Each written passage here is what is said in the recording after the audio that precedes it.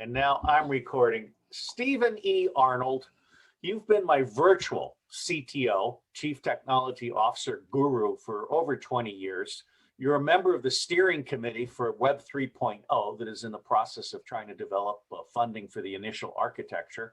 And I consider you one of the greatest authorities on the larger internet and the bigger pieces like Google and Amazon. So I have 6 questions that we've agreed that you will answer today. And without further ado, what kind of internet have we got today? And I don't like the word internet. I think in terms of a data sphere. And in that environment of persistent connectivity, new rules apply. For example, when information flows, those flows degrade our older procedures, norms of contact, and business processes. And the chaos created by information flows is tamed by monopolies or dictatorial methods. Well, tamed isn't exactly the right word. What I hear you saying is that dictatorial methods and monopolies are in fact corrupting our data sphere. Do you agree with Well, me? I try to choose, I agree and I disagree. All right, then I will just say that I consider us to be losing a Library of Alexandria every night. You have done a beautiful graphic on how 96% of the internet is not indexed. Never mind how much of it is also disappearing and also being manipulated. Polls are being manipulated. Patriots are now being labeled as traitors. It's a god-awful mess. Now, I think I've kind of answered the second question, but you tell me, why do we need a better kind of internet? From my point of view, I'm not sure that the data sphere, this environment in which we live, where there's persistent connectivity and mobile devices, can be better or worse. New things can be developed within it. But what we have right now is an environment which has amplified the existing patterns of human activity. So on one hand, there's nothing new that's going on within the data sphere. And on the other hand, everything has changed. And so the rules don't really apply because we don't know the game completely. And so humans are just being human, just more instantly, and without any social controls, and without a governor on the engine of data manipulation. And who fills the gap? It's a natural occurrence to have monopolies take advantage of the data flows and control things for their advantage. Well, I would put it to you, and Martin Geddes did an interview with me, which complements your own, and he talked about the need to do a paradigm shift away from information technology harvesting human data and not helping augment human intelligence. Right now, humans are being treated as the product. There's that great line. If the product is free, you are the product. So we don't actually have intelligence augmentation for humans. We don't do holistic analytics. We don't do true cost economics. We don't provide tools for sense making for people to make good choices that are cognizant of true cost economics and so forth. So let's move to the third question. How do you see this changing our vision for the future of the relationship between human beings and information technology? Well, at dinner on Saturday night, I was with a group and the subject of the future came up. And I listened to what the people had to say, and some of it echoes what you've just articulated in Martin's viewpoint. But I had a different view, and I think I disturbed everybody because I think the future that is evolving in front of us is a rubblization, which we can see in Iraq and Yemen. It's not the glossy world of YouTube advertisements and all of the fanciful predictions about the benefits of artificial intelligence. The nature of the data sphere is allowing the future to move from the east From the to west the west. to the east. and it's propelled West to east or east to on west? these, From the west to the east. It's going to China. wherever the future is beginning, it is not the United States. You pick your geographic reference point. Humans and their creativity, coupled with these data flow technologies, make predicting the future much more difficult than somebody just saying, oh, it's going to be the way it always was. We obviously know that's not true. And the future is going to be great. And we obviously know that it doesn't look so great.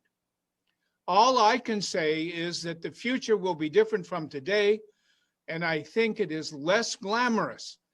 And these new technologies provide an alternative path for communication, because the way we're going now is the path of control and censorship and the loss of access to information. I agree with that. And I've always said that I don't want to predict the future. I want to create the future.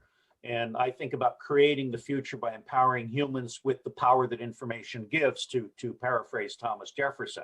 I see wars and poverty and disease as profit centers for the deep state cabal, whatever you want to talk, whatever you want to call the combination of white collar criminals in Wall Street and City of London and elsewhere. So from where I sit, there is an opportunity to create or restore superhumanism with local authorities and full consciousness. And that's where I want to go. So what do you think it would require to deliver superhumanism? Well, as you know, I'm going to have to tell you, it depends. Depending on where you sit and what your objectives are, either local or global. You can find people who want to have chips and servo mechanisms embedded in their bodies. This Google singularity idea, where we do more than strap on night vision goggles. And other groups believe that advanced computing techniques like quantum computers are going to free humans from the drudgery of certain kinds of day-to-day work. For others, they want to take advantage of these technologies to engineer addictive online services and control the vital information flows for their own purposes. And I don't think in any of those three scenarios, doing good is the major driver for humans. Humans, I have to suggest, are the flies in the digital soup, in the data sphere. Ouch, you wound me to the core, because I certainly agree with you. I think humans are the flies in the digital soup, which is a marvelous phrase that will forever be associated with your name, like Win Schwartz's digital Pearl Harbor. I have to say that I'm totally opposed to transhumanism. I'm totally opposed to artificial intelligence. When they created the artificial intelligence staff around me at CIA, what I learned was it was actually artificial stupidity with a data ingestion choke point, and that your code was as bad as your stupidest coder or your least ethical banker. So we have some things to deal with in the future. So how would this work technically going forward? Well, I think that our assumptions, often, and in fact, my assumptions as a much younger person, were based on the idea that technology can solve problems. And Elon Musk wants to use brain devices. And the US Army wants soldiers to strap on augmented devices for the eyes and to make greater torso strength. The problem is not so much the devices. It's not even the problem of making software reasonably intelligent. I think it is the environment of pervasive online that has created a data sphere, and the laws of that data jungle are neither understood nor have they been identified, and they certainly haven't been discussed in an informed manner. And what we have is a situation where technical problems are the easier ones to tackle. The biggest difficulty will be what humans do, whether they're 20-year-olds working at a large high-tech company in Silicon Valley, or whether it's 52 years old working at a government agency in another country. The decisions those people make are going to have tremendous impact within the data sphere. And I think that that is going to be the challenge. You know, as you were speaking, I was thinking to myself, I've had this discussion about blockchain and data integrity with some of the other members of the steering group. And I pointed out that ethics is actually cheaper than blockchain. But you have to have ethics. And I think that we're really talking about a problem of human self-governance. At what point do humans decide that they want to be in charge of the tools? For example, I want to be able to buy software that cannot be taken away from me because I have used the term patriot, which is now officially labeled a extremist, terrorist, violent person is a patriot. That's the idiot definition from New York and Hollywood. I mean, for me, what's happening now with big tech deplatforming people is like a car manufacturing selling the car and saying they reserve the right to turn off the brakes if you say something they don't like. I mean, this idiocy has gotten completely out of hand. So I expect you to be a bath of cold water as the steering group goes forward trying to create Web 3.0. So let me ask you the final question, and I won't try and qualify it after you're done. How does one achieve a Web 3.0 that is human-centric? I mean, the last few days, I've sent you links to sites that present technology and software systems that are distributed. They're radically different from some of the systems that most people think are totally in control. And I think that those kinds of innovations are occurring with increasing velocity. But the shift is going to be difficult. And in the last month, Amazon demonstrated that it can not only control communications with regard to deplatforming Parler, but it can change how open source software like Elasticsearch can do business. And so the hurdles are these giant monopolies which have been allowed to come into existence and calcify over the last 20 years. And I'm not just talking about the Facebook, Amazon, Apple, Netflix, Google, FANG thing. There's similar concentration of digital power across the world. China has one model, surveillance. Siemens has another, access to data flows. Verint has another, tools that government agencies can use to get around barriers put in place by Siemens in China. And the idea of distributed systems is a good one. It's an emerging idea. But unless these services diffuse quickly and get adoption, they're going to be monitored and then monopolized, like the telecommunication services are captured in France. And innovation is taking place as a result of considerable directed and excellent grassroots work. But that work is occurring within the data sphere. And that, to me, is a challenge. You know, as you're speaking, I'm thinking to myself, local, local, local.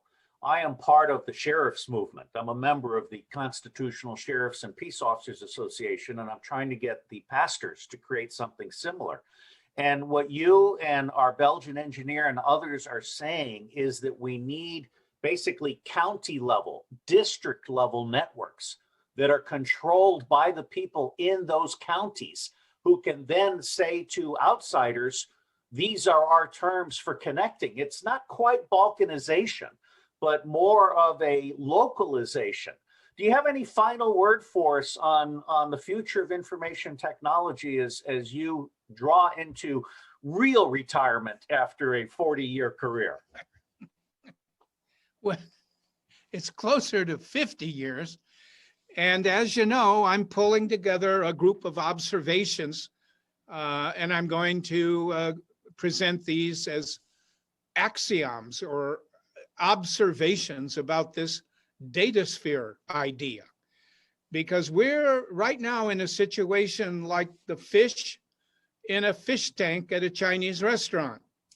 We look pretty happy, and we have people to look at when they come in to get their takeout order.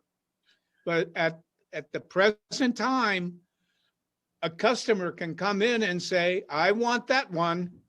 And a hand comes out of the sky, grabs the juicy looking fish, and it becomes a very nice presentation of Chinese steamed fish. And so I think we have to be very aware about we're operation within a sphere over which individuals have minimal control. And this is a huge challenge for the Web 3.0 technologies.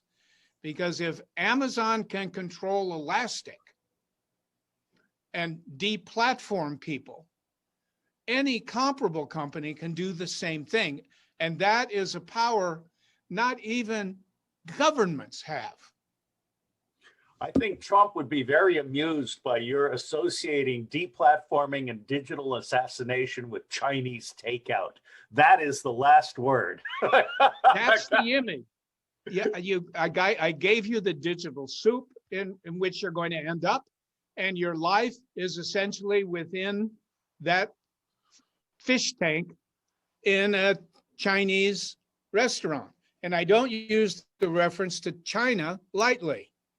I think we need to think about what is going on in the world of electronic information. And so I think about it all day, every day. And that's why I have to sit on the fence. I'm completely supportive of Web 3.0 and distributed technologies. I look at them. But on the other hand, I try to be realistic. And when I look out of my fish tank, I see a chef with a big butcher knife, and I see a couple of heavy-set, hungry people. And I know I can't do much to change my fate.